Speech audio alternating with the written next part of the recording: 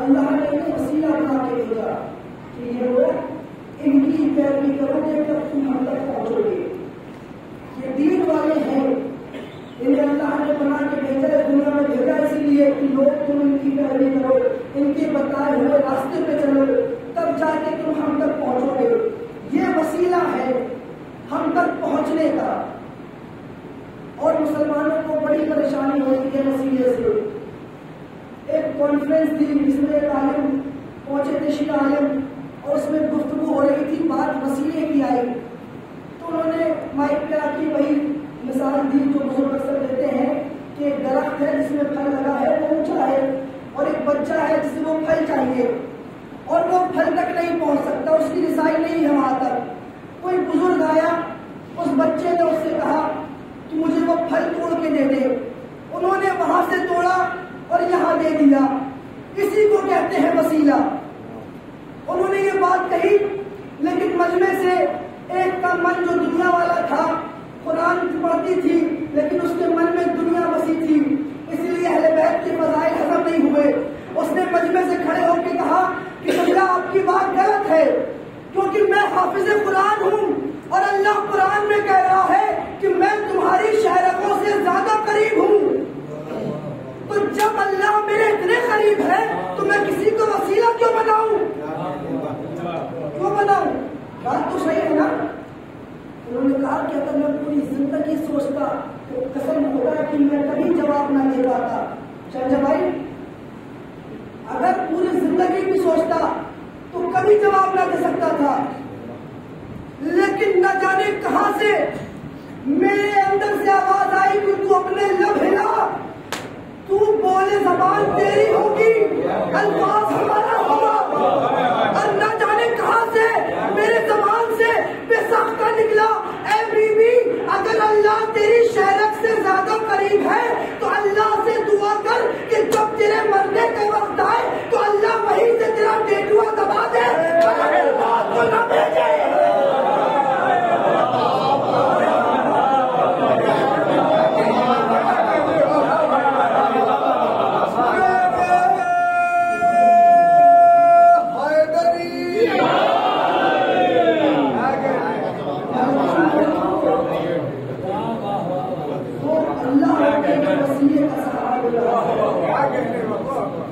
تمہاری اتنی حیثیت کیسے کہ تم بنا وسیلے کے اس تک پہنچ جاؤ؟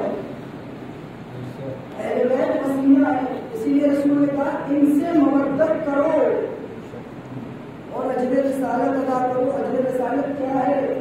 یہ مجلس اجر رسالت ہے، یہ ماتم اجر رسالت ہے، یہ نوحہ اجر رسالت ہے، یہ مرثیہ اجر رسالت ہے.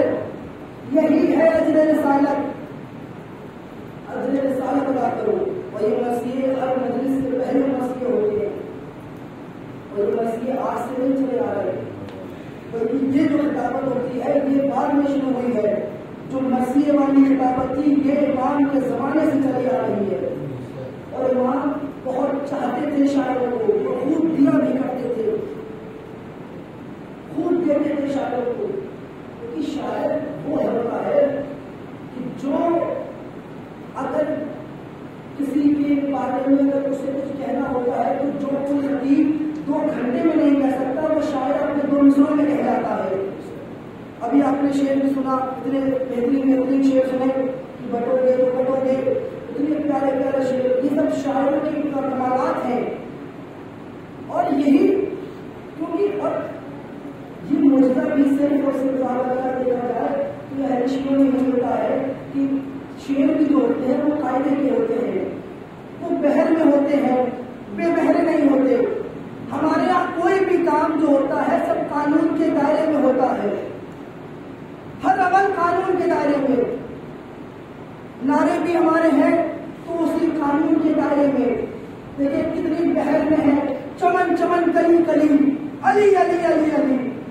لیکن علی کے مقابلے میں جو لوگ دنیا والے لے کے آئے اپنے جیسے، انہیں یہ نہیں پتا کہ تم مقابلے میں تو لے آؤ گے لیکن اپنے والوں کو رکھو گے کہاں علی کے مقابلے میں. کیونکہ اگر تم نام ہی رکھ کے دیکھ لو، سب چھوڑو، صرف نام رکھ کے دیکھ لو، چمن چمن کلی کلی فلاں فلاں، بحری ٹوٹ گئی. جو بے بہرے ہیں وہ بحر میں آ بھی کہاں سکتے ہیں، اور بہرے بھی اس قدر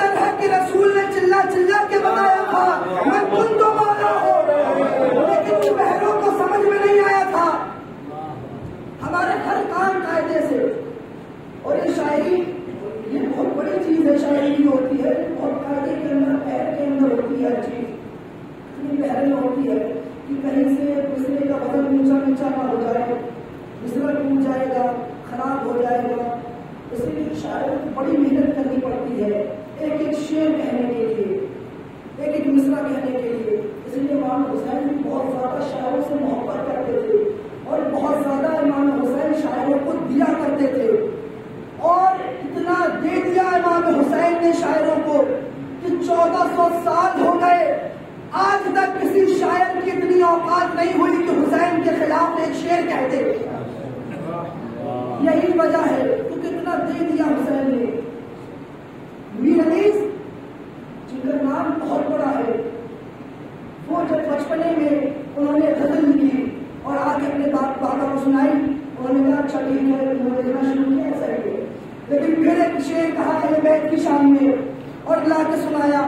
جب سنایا تو انہوں نے کہا کہ بیٹا دیکھو، دو ناؤں میں کبھی سوار نہیں ہوتے، یا تو تم دین والے بن جاؤ یا تم دنیا والے بن جاؤ. کا بابا کیا مطلب؟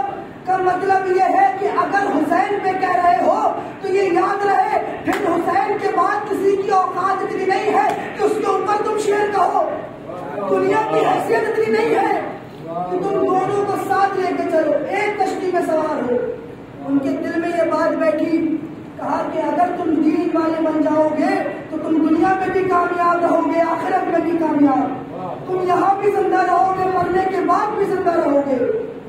یہی وجہ ہے کہ میر انیس نے پھر جب شعر کہنا، مرثیہ کہنا شروع کیے، پوری زندگی اپنے مرثیہ کہے، اتنے بہترین بہترین مرثیے. اور ہر شاعر کہیں نہ کہیں شعر بیان کرتا ہے، ذکر بیان کرتا ہے بیت کا اپنے شعروں کے ذریعے، کہ اپنے آپ کو باقی رہ سکے، اپنا وجود قائم رہ سکے دنیا میں. اپنا وجود کیوں؟ کیونکہ اگر اہل بیت سے جڑے رہیں گے تو ہی وجود باقی رہے گا. اسی لیے لوگوں نے شعر کہے اہل بیت کی ذات پہ. انہیں کوئی دولت نہیں ملتی تھی، بلکہ شاعروں نے اپنی دولت لٹا لٹا کے شعر کہے. پھر میں نے دعویٰ کیا، اس کی دلیل دیتا چلوں کہ اس میں اسماعیل حفیظ علی بہت بڑے شاعر تھے.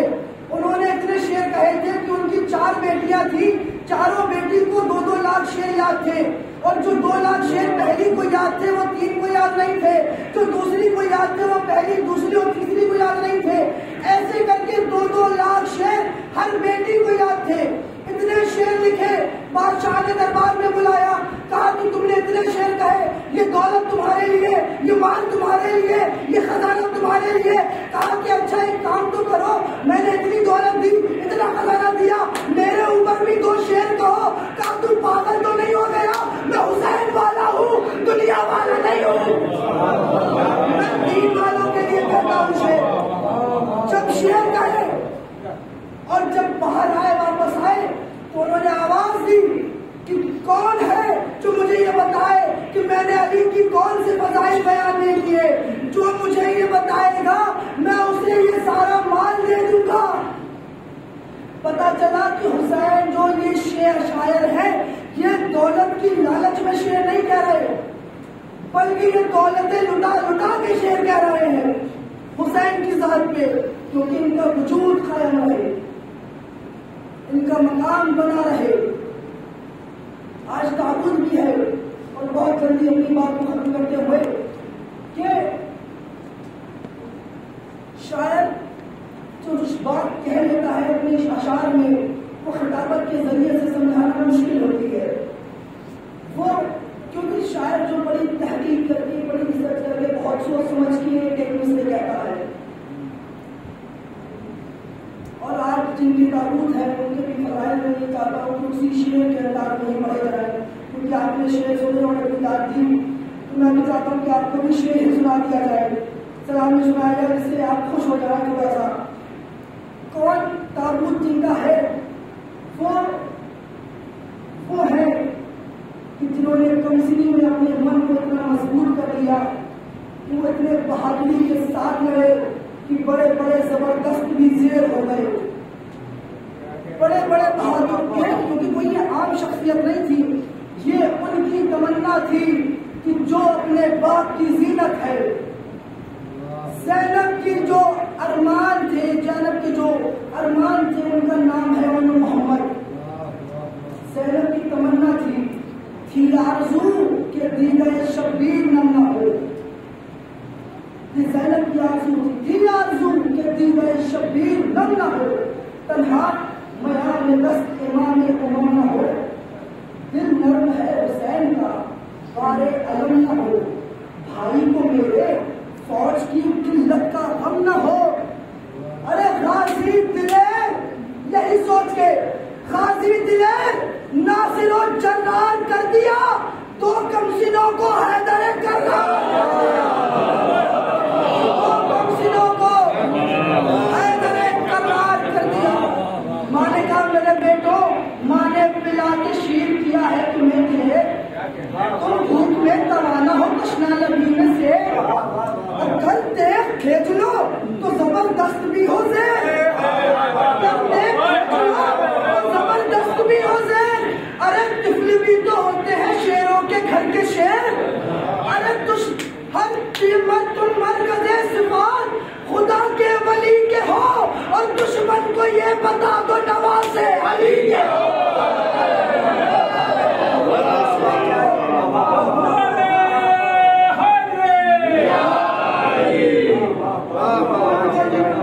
بتا دو نواز علی کے ہو۔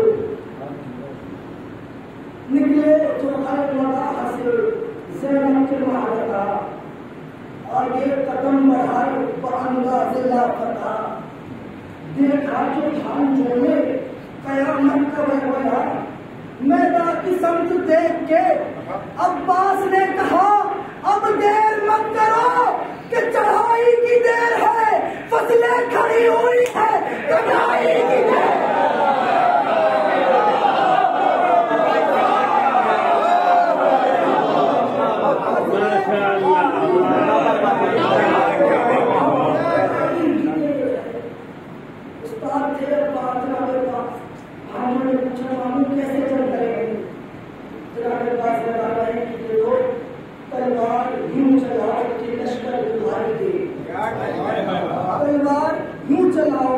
لشکر دہائی دے دادے نگان میں جب سے علی کی کلائی دے، اور جھنکار تیرے حق کی فلک تک سنائی دے، اور بھاگے جدھر یہ موت کا پہرا دکھائی دے، اس دل کہے کہ غازی اب جرار آ گئے، کیا ہر طرف سے حیدر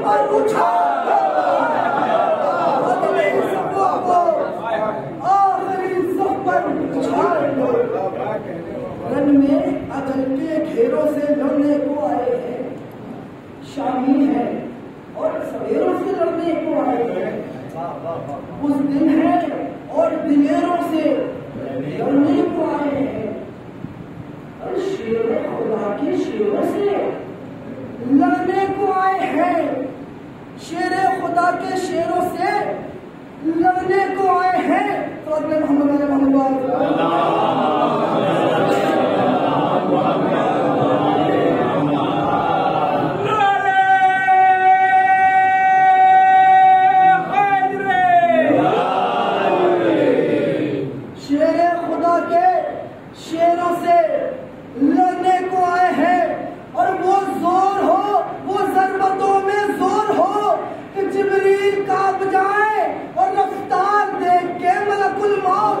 جائے۔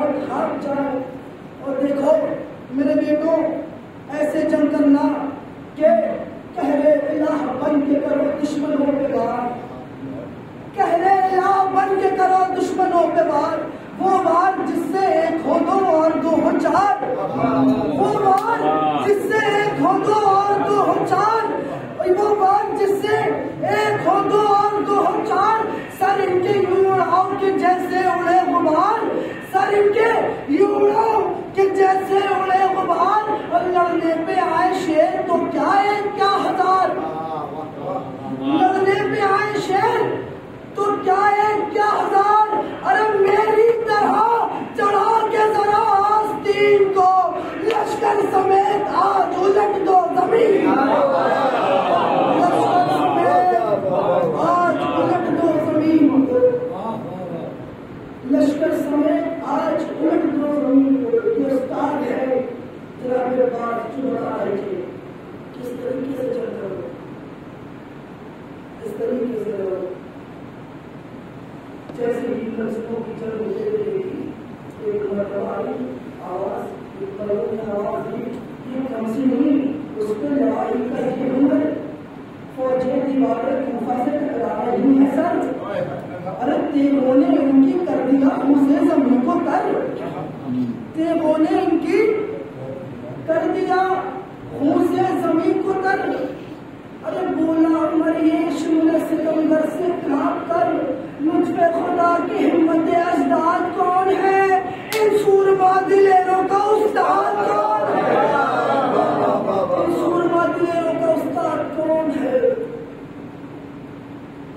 جیسے ہی آواز سنی تو بھاگنے آواز دی، اس سے کلام کیا تو عدو خدا بھی ہے، لعنت کا پاک تیرے گلے میں پڑا بھی ہے، تو بدنسب ہے ماں تیری ام الخطا بھی ہے، تو بدنسب ہے ماں تیری ام الخطا بھی ہے، تو دائمی ذلیل ہے اور بے حیا بھی ہے، تو دائمی ذلیل ہے اور بے حیا بھی ہے، ارے دوزخ سمجھ کے تو لقمہ در تجھ کو کھانا جائے، اور ماموں کا نام سن کے تجھے موت تجھے موت آنا جائے، یہ وہ شہزادے ہیں زینب کے محل کا جنہوں نے اس طریقے سے جنگ کی کہ فوجیں کانپنے لگی، یہ وہی شہزادے ہیں کہ جن کو مدینے سے جب قافلہ چلا حسین کا روانگی ہونے والی تھی، زینب نے کہا کہ میرے ماں جائے میں تیرے ساتھ جاؤں گی، زینب اگر تمہیں ساتھ جانا ہے اور عبداللہ سے اجازت دے دو، زینب گھرانے دیکھا کہ بیماری کا عالم تھا، کشمیر وہیں بیٹھ گئی اور گریا کرنے لگی، جیسے امام کھلنے لگی محترمہ نے پوچھا اے زینب کیوں ہو رہی ہے، کیا بات ہے، زینب نے کہا کہ میرا ماجرا حسین مدینہ چھوڑ کے جا رہا، میرا ماجرا مدینہ چھوڑ کے جا رہا ہے، اے عبداللہ میں آج تک اپنے ماجرا کو دیکھے بنا ایک لمحہ نہیں رہی، میں اجازت چاہتی ہوں، آپ مجھے اجازت دے دیں کہ میں حسین کے ساتھ جاؤں، جیسے ہی سنا کہ آپ کی بیوی آپ حسین کے ساتھ جانا چاہتی ہوں، آپ جائیں، میں آپ کو نہیں روکتا، کیونکہ میں مجھ سے وعدہ ملا تھا کہ جب بھی زینب جانے کو کہیں حسین کے ساتھ تو کبھی روکنا نہیں، میں آپ کو نہیں روکوں گا، زینب نے بھی سنا، زینب کا پسائی تو دیکھتے ہیں جب ہم گزرے تھے کہ عبداللہ پیچھے سے آیا اور دونوں ہاتھوں میں بچوں کا ہاتھ پکڑے ہوئے ساتھ لے کے آئے، زینب نے سمجھی کہ شاید عبداللہ بچوں کے سہارے سے زینب کو روکنے والے، زینب تڑپ گئی، لیکن جیسے ہی عبداللہ قریب آیا کہا اے زینب اگر آپ جانا چاہتی ہیں تو ان بچوں کو بھی ساتھ لے کے چلے جائیں، ان بچوں کو ساتھ لے جائیں، اگر حسین کے کبھی وقت پڑا تو ایک بچے کو اپنی طرف سے قربان کر دینا، ایک بچے کو میری طرف سے قربان کر دینا۔ زینب نے بچوں کو ساتھ لیا، کربلا پہنچی۔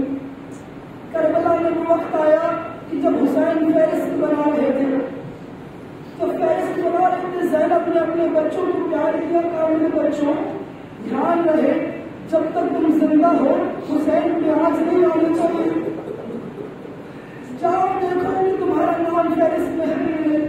بچے آئے اور بیٹھے، جب نام نہیں آ رہا تو مرتبہ چھوٹے چھوٹے بچے اپنے پنجوں کے سہارے کھڑے ہوئے اور کھڑے ہو کے کہتے تھے ماموں اب ہم بھی تو بڑے ہو گئے، اب ہم بھی تو بڑے ہو گئے، ہمارا نام کیا فہرست میں نہیں ہے؟ کہا نہیں میرے معلوم تم میری زینب کی نشانی، میں تمہیں مرنے کیسے کر سکتا؟ بچوں بات سن رہے، وہ وقت آیا کہ جب ایک عزیز وقت پاتا جو شہادت پانے لگے، بچے بار بار آتے مان ہمیں بھی اجازت دیجیے، حسین بار بار روک دیتے۔ جب بچے خیمے میں آتے تو زینب نگاہوں کو پھیر لیتی، کہتے تم ابھی تک زندہ ہو، یاد رہے میرے حسین پہ آنچ نہیں آنی چاہیے، ہائے غریب حسین، میرے مظلوم بھائی پہ آنچ نہیں آنی چاہیے، مجھے زہرا کا سامنا کرنا ہے۔ کل کو اگر اماں زہرا نے مجھ سے سوال کر دیا اے زینب کیا تجھ سے تیرے بچوں سے زیادہ، تجھے میرے حسین سے زیادہ، تجھے اپنے لال عزیز سے، تو میں زہرا کو کیا جواب دوں گی؟ اے اولو محمد جاؤ جن کی اجازت لیجیے۔ زینب مرتبہ بچے عباس کے پاس آئے، مامو جان آپ کو اماں کے حق کا واسطہ ہمیں اجازت دلا دے۔ عباس نے یہ سنا، عباس سڑک گئے، کہا بچوں اتنی بڑی قسم کرو۔ ہاں ایک مرتبہ بچوں کو لے کے عباس چلے، سر کو جھکائے ہوئے، آنکھوں سے آنسو بہہ رہے تھے۔ جیسے حسین کے قریب آئے، حسین نے عباس کی حالت دیکھی، ایک مرتبہ حسین نے طرف کے کہا کہ عباس، اے عباس بہت بڑی سفارش لائے ہو۔ حاضر وہ وقت آیا کہ ان بچوں کو تیار کیا، حسین کو حسین نے سوار کیا، ایک کو عباس نے سوار کیا، یہ بچے میدان کی طرف چلے، میدان کی طرف چلے۔ حسین اور عباس نے بچوں کو جنگ دیکھ رہے تھے، جنگ کرتے کرتے ایک وقت وہ آیا کہ ایک مرتبہ ان بچوں نے جا کے ایک نیزہ اپنے ساتھ کے خیمے میں مارا، جیسے ہی نیزہ لگا فوجی اشکیا میں تلاطم ہوا کہ یہ کیا ہوا، یہ بچے ہم خیمے تک کیسے آ گئے؟ کہا کہ یہ بچے یہ جعفر طیار کے پوتے ہیں، یہ علی کے نواسے ہیں، یہ ایسے قابو میں نہیں آئیں گے، انہیں دھوکے سے مارنا پڑے گا، انہیں گھیر کے مارنا پڑے گا۔ بس یہ سننا تھا، ایک ملعون نے آواز دی اے اولو محمد تم یہاں جنگ کر رہے ہو تو دیکھو تمہاری ماں خیمے سے باہر آ گئی۔ بس یہ سننا تھا، ایک مرتبہ جیسے ہی بچوں نے خیموں کا رخ کیا، کسی ملعون نے گرد مارا، ایک نے تلوار ماری، جس کے گرد لگا ہوا وہی شہید ہوا، جس کے تلوار لگی تھی جان باقی تھی۔ آواز دی اے مامو میرا آخری سلام، میرا آخری سلام کرو عزیزو، معذرت کے ساتھ اگر آپ غصہ نہیں دے پائے حسین کو، تمہارے یہ روتے ہوئے آوازیں سکینہ کے کلیجے کو ڈھکن دیتی ہیں۔ عزیزو ایک مرتبہ حسین دوڑے، عباس دوڑے، ایک مرتبہ جیسے ہی قریب آئے، ایک مرتبہ بچے کے پاس آئے، آگے دیکھا، کیا دیکھتے بچے نے آواز دی اے بابو ہم نے پانی نہیں دیا، جب اماں کے پاس تو ان سے کہہ دینا ہمارا دودھ بخش دے، ہم نے